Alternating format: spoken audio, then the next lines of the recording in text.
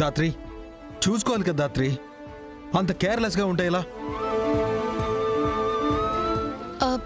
కేర్లెస్గా ఏం లేను కేదార్, చేయి జారిపోయింది.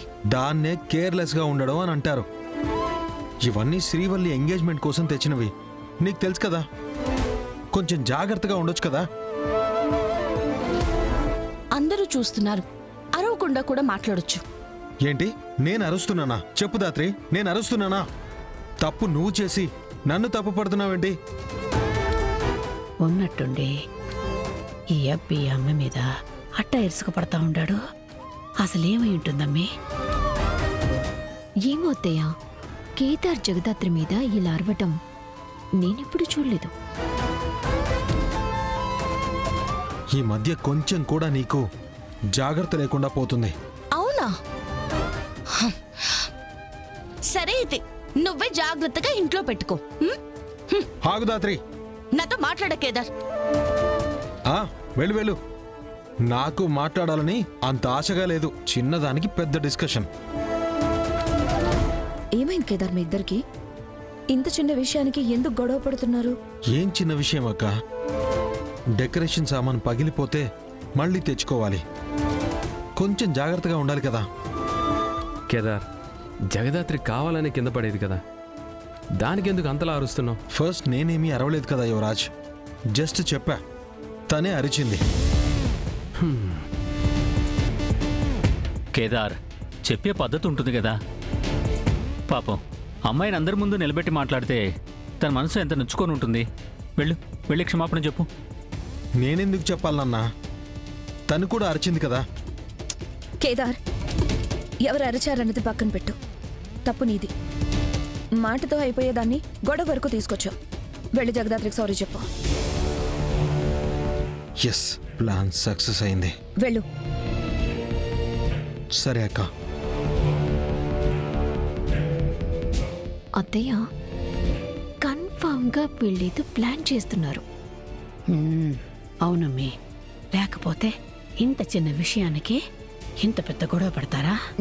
యువరాజ్, తీద్దాం పట్టు. సరే నాన్న. జాగ్రత్త బాబు, అవి తీసుకురా. జగదాత్రి కేదార్ కావాలనే గొడవ పడ్డారా లేదా నిజంగానే గొడవ పడ్డారా?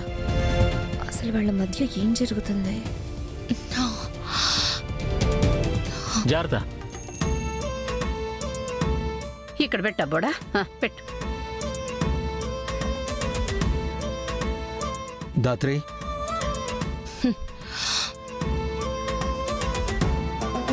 చూడండి నాన్న, వినబడుతున్నా పలకడం లేదు. జాగ్రత్త లేని మనుషులతో నువ్వు మాట్లాడావు కదా కేదార్, అందుకే పలకడం లేదు.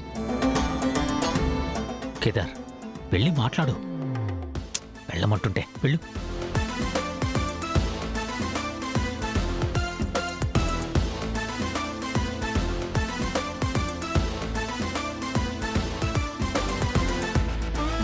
అందరూ చూస్తున్నారా?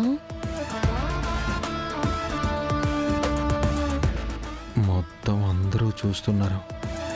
మన గొడవ గురించి నమ్మినట్టేనా? నట్టే అనుకుంటున్నా.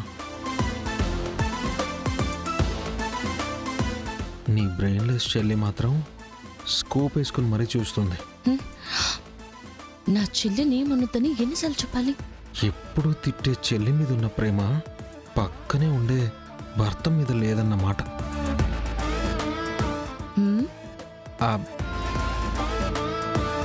మనం ఏం ప్లాన్ చేసాం, నువ్వేం మాట్లాడుతున్నావు? ముందు మ్యాటర్లోకి రా. సారీ దాత్రి, ఏదో కంగారులో అరిచేశా. నీ సారీ నాకేం వద్దు కేదార్. అయినా ఈ మధ్య నీకు కోపం చాలా ఎక్కువ అవుతుంది. ఇప్పుడు కూడా నీకు హెల్ప్ చేయడానికి వస్తే నా మీద అర్చా.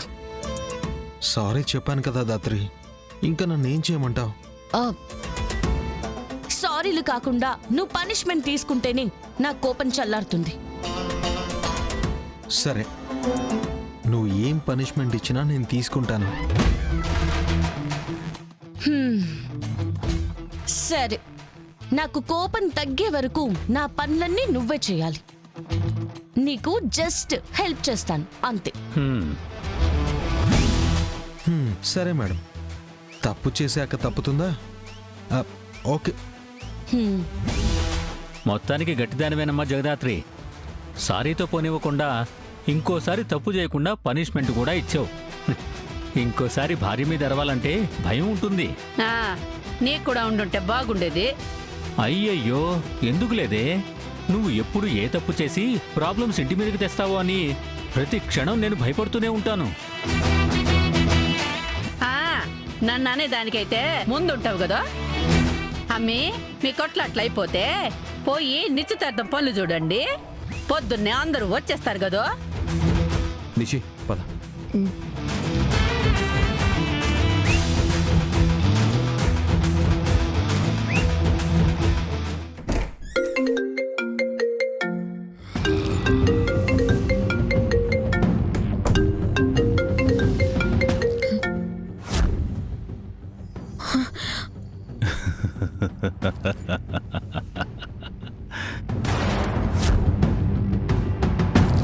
హాయ్ కౌశికి.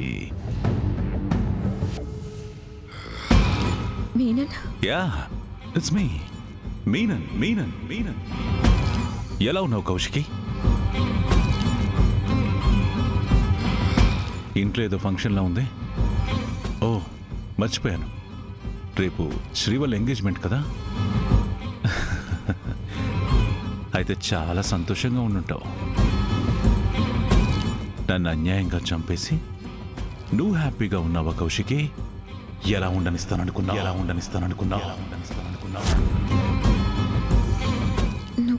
నువ్వు నువ్వు చచ్చిపోయావు కదా, మళ్ళీ ఎలా తిరిగొచ్చావు? లేదు లేదు, నువ్వు ఇక్కడ లేవు. నేనే నిన్ను ఊహించుకున్నాను. కళ్ళ ముందు మనిషిని పెట్టుకుని కళ అంటున్నావేంటి కౌశికి?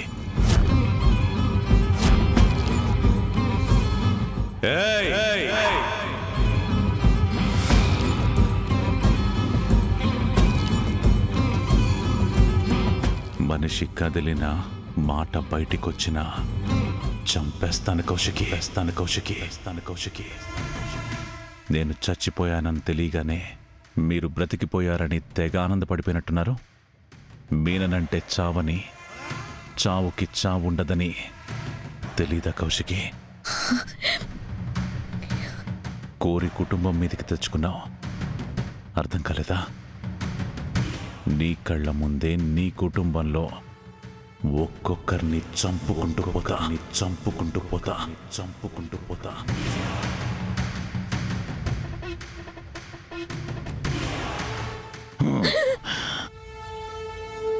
నేను అడిగినప్పుడే పెన్ డ్రైవ్ ఇచ్చేస్తుంటే ఇన్ని ప్రాణాలు, ఇంత నష్టం జరిగేది కాదు కదా అని నువ్వు ప్రతి క్షణం కుమిలి ఏడ్చేలా చేస్తా.